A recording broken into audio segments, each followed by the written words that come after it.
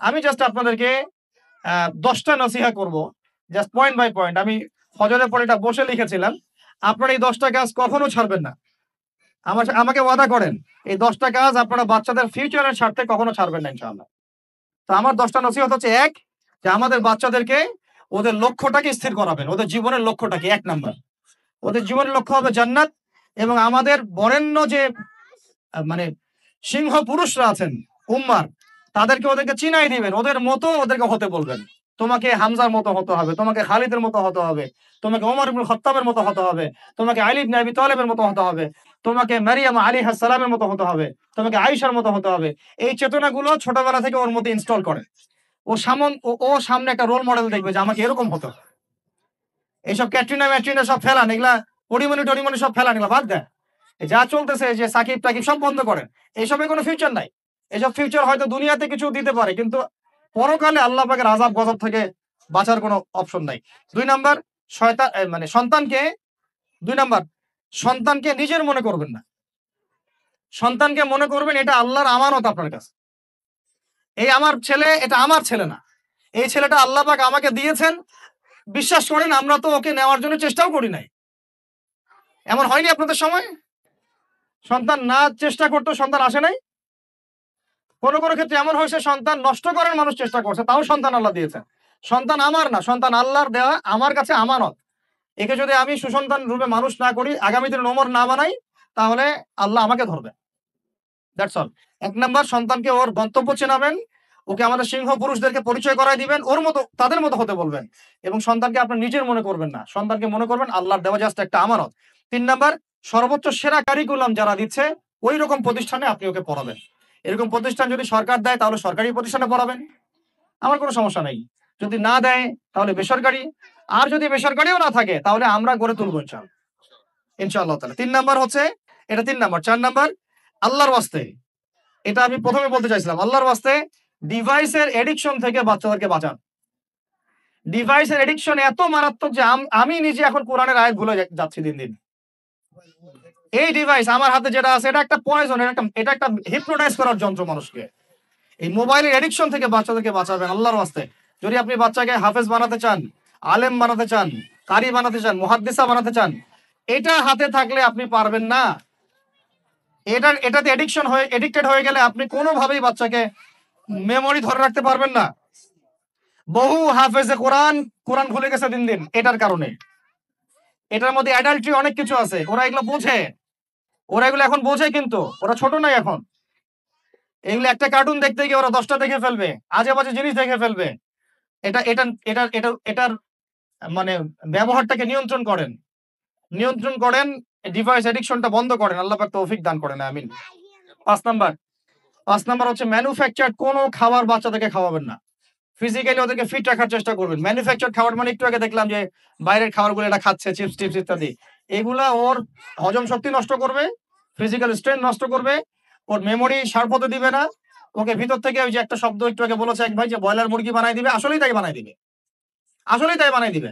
আমরা ঢাকা শহরে যখন থাকি, ছেলেপেলেদের 15 বছরের ছেলের ভুঁড়ি দেখলে আমাদের মনে হয় যে কি একটা অবস্থা। ফাস্টফুড, পিৎজা, বার্গার, কফি, এইগুলাই ওদের জীবন, এইগুলাই ওদের জীবন। এইরকম হইলে এই ছেলে পেলেগুলো না ফিজিক্যালি স্ট্রং থাকতে পারবে না মেন্টালি। আর মনে রাখবেন, কোরআনে আল্লাহর কিতাবের মধ্যে আল্লাহ পাক নেতৃত্ব দেওয়ার 2টা গুণাবলী বলেছেন। কয়টা বলেন? মাত্র 2টা। নেতৃত্ব দেওয়ার জন্য ওই রকম জায়গায় যেতে হলে 2টা গুণাবলী এনশিওর করতে হয়। একটা হচ্ছে ফিজিক্যাল স্ট্রেংথ, একটা হচ্ছে ইলমের স্ট্রেংথ। বাসতাতাউ ফিল জিসমি ওয়াল ইলম আও বাসতাতাউ ফিল ইলমি ওয়াল জিসম, মানে জ্ঞানে এবং দৈহিক শক্তিতে বলীয়ান হওয়া। ছোটবেলা থেকে খাবারে যদি আপনারা সচেতন না হন, এই বাচ্চারা বড় হয়ে দেখবে যে 15, 20, 30 বছরেই ভেঙে পড়ে গেছে। আমরা এটা চাই না। বিশুদ্ধ খাবার এবং ম্যানুফ্যাকচার্ড খাবার ত্যাগ করা, বাইরের খাবার বন্ধ, এবং যে রুট লেভেল থেকে ভালো খাবার এনে ওদেরকে খাওয়াবেন। পরিষ্কার পরিচ্ছন্নতাকে সর্বোচ্চ গুরুত্ব দিবেন। 6 নাম্বার হচ্ছে নিয়মিত ওদেরকে খেলতে দিবেন। এটা আমি নিজে লিখেছি, কারণ ছোটবেলায় আমরা অনেক খেলাধুলা করেছি। আমি একটু বুঝাই জাস্ট 1 মিনিটে। যত বেশি খেলবে তত সোয়েট হবে, মানে ঘামবে। যত ঘামবে তত ক্লান্ত হবে, যত ক্লান্ত হবে ঘামবে তত কোলেস্টেরল কমে যাবে, ব্লাড সার্কুলেশনটা খুব ভালো হবে। তারপরে যত খেলবে ও টায়ার্ড হবে, তখন ও খাবে বেশি, মানে ভালো জিনিস খাবে বেশি, রুচি বাড়বে।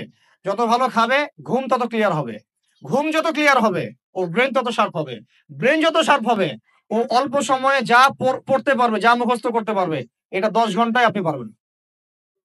বিশ্বাস করেন আমি আমার স্টুডেন্ট লাইফে কোনোদিনও মনে হয় 2 থেকে 3 ঘন্টার বেশি পড়ি নাই, কোনোদিনও না, কোনো পরীক্ষার আগেও না, এসএসসি এইচএসসি ইন্টার মাস্টার্স কোনো পরীক্ষার আগেও না। আমার তো মনে আছে যে আমি ওই ইন্টারমিডিয়েট পরীক্ষার আগে আমরা ভিডিও গেম খেলতে গেছিলাম মোস্তফা, মনে আছে আপনাদের? মনে নেই? ওই যে কাচারি বাজারে, এই যে কাচারি বাজারে, কাচারি বাজারে আগে এখন একটা গেমিং জোন ছিল, আপনাদের অনেকে মনে আছে যারা আমার এজের আছেন, মনে নেই আপনাদের? হ্যাঁ ভাই জানেন তো, বাক্সের মধ্যে থাকতো, হ্যান্ডেল থাকতো। কালকে পরীক্ষা বলছে, পরীক্ষা দূর, কিসের পরীক্ষা, আমার ইংরেজি আগে পড়া আছে, আমার পড়া লাগবে না, এত কনফিডেন্স, বিকজ 1 ঘন্টা পড়ছি আমার হয়ে গেছে। তো এই হলো অবস্থা, মানে বাচ্চাকে খেলতে দিতে হবে, খেলতে দিলে ওর ব্রেন ডেভেলপমেন্টে অনেক কাজে দিবে, ক্ষুধা বাড়বে, ঘুম ভালো হবে, ইনশাআল্লাহ তাআলা ওরা ওরা দ্রুত মনে রাখতে পারবে ইনশাআল্লাহ তাআলা। 7 নাম্বার, 7 নাম্বার হচ্ছে ভাই, এটা আমাদের ভাই বোনদের জন্য, যে পারিবারিক বন্ধনটা ভালো রাখেন। যে পরিবারে হাজবেন্ড ওয়াইফের বন্ধন ভালো না, ওই পরিবারে ভালো সন্তান গড়ে উঠবে না। ওরা অনেক কিন্তু দেখবেন যে মানে মেন্টালি অনেক ডিপ্রেসড হয়ে যাবে। পারিবারিক বন্ডিংটা খুব ইম্পর্টেন্ট। এজন্য আমরা দোয়া করি আল্লাহ পাক যেন সবার মধ্যে পারিবারিক বন্ডিংটা ভালো রাখেন এবং পারিবারিক কলহ থেকে আল্লাহ পাক আপনাদেরকে হেফাজত করেন, আমিন। আর 8 নাম্বারটা হচ্ছে বাবাদেরকে বলছি আমি, যে বাবাদের উচিত হবে মাদের দায়িত্ব না শুধু সন্তানদেরকে সময় দেয়া, বাবাদের, because because brother, you are not a money making machine at all. আপনি মানি মেকিং কোনো মেশিন না, আপনার কাজ শুধু টাকা আর্ন করা না তো, আপনার আমার কাজ হচ্ছে বাচ্চাকে সময় দেয়া। কোরআন আপনি খোলেন, কোরআনের মধ্যে আপনি মা এবং ছেলের কোনো কনভারসেশন পাবেন না। আমার জ্ঞান ক্ষুদ্র, যদি থাকে আমাকে জানায়েন, যে কোনো জায়গায় যদি থাকে, কোনো জায়গায় যদি পান মা এবং ছেলের কনভারসেশন আমাকে জানায়েন। আমি কোথাও কোরআনে মা এবং ছেলের কোনো কনভারসেশন পাই নাই, মা এবং সন্তানের কোনো কনভারসেশন পাই নাই। আমি যদি ভুল হই বা আমার যদি জানা না থাকে আপনি আমাকে জানাই দিন। আমি সব জায়গায় পাইছি বাবা ছেলে, বাবা ছেলে, বাবা ছেলে, বাবা এবং ছেলের কনভারসেশন। তার মানে কোরআন আমাদেরকে হেদায়েত দিচ্ছে যে বাবাদেরকে সময় দিতে হবে ছেলেদেরকে। ইউসুফ তার বাবার সাথে কথা বলছেন, ইউসুফের বাবা তার ছেলের সাথে কথা বলছেন, লুকমান আলাইহিস সালাম তার ছেলেকে নসিহত করছেন, ইব্রাহিম আলাইহিস সালাম তার ছেলেকে বলছেন আমি তোমাকে জবাই করার স্বপ্ন দেখেছি। মা ছেলের কনভারসেশন খুব পাওয়া যায় না। আমি জানি না কোনো জায়গায় থাকতে পারে, থাকলে আমাকে জানায়েন, কিন্তু আমি পাইনি কখনো। তো বাবাদেরকে বলবো আপনি সন্তানকে সময় দেন, because you are not a money making machine at all. আপনি কোনো মানি মেকিং মেশিন নন। এটা হলো 8 দুটো বলে শেষ করতেছি। 9 নাম্বার হচ্ছে সন্তানকে চাপ দিবেন না, চাপ দিয়ে ওকে জোর করে কোনো কাঠামো দেওয়ার চেষ্টা করবেন না, বরং আপনি খুঁজে বের করেন আপনার সন্তানের মধ্যে ইউনিক প্রতিভা কি আছে। এই মেয়েটার মধ্যে হয়তো একটা প্রতিভা আছে যেটা আমার মেয়ের মধ্যে নাই, এর মধ্যে একটা প্রতিভা আছে ইউনিক যেটা ওর মধ্যে নাই, ওই ছেলেটার মধ্যে একটা প্রতিভা আছে যেটা আবার এই মেয়ের মধ্যে নাই। আপনি কখনো কারোর সাথে কারো তুলনা করবেন না। তুমি মারিয়ামের মতো ফার্স্ট হতে পারো নাই কেন, তুমি ওই সুমাইয়ার মতো সেকেন্ড কেন হলো না, তুমি ওই আব্দুল্লাহর মতো কেন ফার্স্ট হলো না, কখনো এরকম তুলনা করবেন না। এগুলো করলে ছেলেরা ভিতর থেকে, মেয়েরা ভিতর থেকে খুব ডিপ্রেসড হয়ে যায়, আত্মবিশ্বাস হারায় ফেলে। ওরা মানে মনে করে হয়তো আমার দ্বারা কিছু হবে না। বরং আপনি আর উৎসাহিত করবেন, কোনো সমস্যা নেই বাবা, কোনো সমস্যা নেই আম্মু, এবার বড় নেই পরে এবার হবে ইনশাল্লাহ। বরং তাদেরকে সময় দিবেন এবং খুঁজে বের করবেন যে কোন প্রতিভা আপনার মেয়ের মধ্যে, আপনার ছেলের মধ্যে আছে। কেউ দেখবেন খুব ভালো লিখতে পারে, কেউ ভালো আবৃত্তি করতে পারে, কেউ ভালো নেতৃত্ব দিতে পারে, কেউ ভালো দেখবেন যে মাশাআল্লাহ মুখস্থ করতে পারে। প্রতিভা বিচক্ষণতার সাথে ফাইন্ড আউট করতে হয়। এটা আমার কাজ বাবা হিসেবে, আপনার কাজ মা হিসেবে। আল্লাহ পাক আমাদেরকে এটা করার তৌফিক দান করেন, আমি জোর করে চাপায় দেওয়া যাবে না। আর একটা নসিহত শেষ, সেটা হলো আমরা তো 5 ওয়াক্ত নামাজ পড়বই, বাচ্চাদেরকে তো ইসলামিক পরিবেশ দিবই। আমাদের তাহাজ্জুদের ওয়াক্তে 2 রাকাত নামাজ পড়াটাকে আপনার উপর ফরজ করে নেন। তাহাজ্জুদের ওয়াক্তে অন্তত 2 রাকাত নামাজ পড়াকে আপনার আমার উপর ফরজ করে নেন, যদি ওটা ফরজ না, ফরজ করে নেন।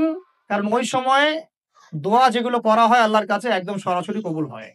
আপনাদেরকে আমি একজন মনীষীর কথা খালি বলবো, ইমাম বুখারী রাহিমাহুল্লাহ, নাম শুনেছেন আপনারা? তার কিতাব কিয়ামত পর্যন্ত ইনশাআল্লাহ পড়ানো হবে, ওইটা না পড়ে কেউ আলেম হয় না, তাই না বিষয়টা? তিনি যে একসময় অন্ধ ছিলেন আপনারা কি জানেন? তিনি যে একসময় চোখে দেখতে পারতেন না, আপনারা কয়জন জানেন? তার মা তাহাজ্জুদের ওয়াক্তে আল্লাহর কাছে কান্না করতে করতে করতে করতে, আল্লাহ আমার ছেলের চোখটা ভালো করে দাও, আল্লাহ আমার ছেলের দৃষ্টিশক্তি ফিরায় দাও, আল্লাহ আমার ছেলের দৃষ্টিশক্তি ফিরায় দাও। মায়ের এই দোয়া আল্লাহ পাকের আরশ পর্যন্ত পৌঁছে যায় অলৌকিক ভাবে, মিরাকুলাসলি। ইমাম বুখারী রাহিমাহুল্লাহ সকালবেলা উঠে চোখে দেখা শুরু করে। আজকে ইমাম বুখারী কি এবং তার কিতাবের মূল্য কি, তার মর্যাদা কোথায়, তার কিতাব না পড়লে আমাদের মতো কোন মানুষ আলেম হতে পারবে না, এটা আমরা এখন স্বতঃস্বীকৃত। কিভাবে হইছে ভাই? বোনেরা, দোয়ার মাধ্যমে। প্রচুর দোয়া করতে হবে সন্তানদের জন্য। আমি যতবার বাইতুল্লাহ যতবারই জিয়ারত করেছি, তাওয়াফ করেছি, প্রত্যেক তাওয়াফে আমি সবসময় দোয়া করি আমার ছেলে-মেয়েদের জন্য। আল্লাহ আমার ছেলে ওসমানকে ওসমান রাদিয়াল্লাহু আনহুর মতো বানাও। শর্টকাট দোয়া আরকি। আমার ছেলে মেয়ে মারিয়ামকে মারিয়াম আলাইহাস সালামের মতো বানায় দাও। আল্লাহ আমার মেয়ে আয়েশাকে আয়েশা রাদিয়াল্লাহু আনহার মতো বানায় দাও। আল্লাহ আমার ছেলে ওমরকে ওমর ইবনে খাত্তাবের মতো বানায় দাও। আপনারা এভাবে দোয়া করতে থাকেন। দোয়া কবুলের সময়গুলো খুঁজে বের করে দোয়া করতে থাকতে হবে। ইনশাআল্লাহ বাবা-মার দোয়া আল্লাহ পাক ফেলবেন না ইনশাআল্লাহ। আল্লাহ পাক আমাদেরকে এই বিষয়গুলো আমল করার তৌফিক দান করেন।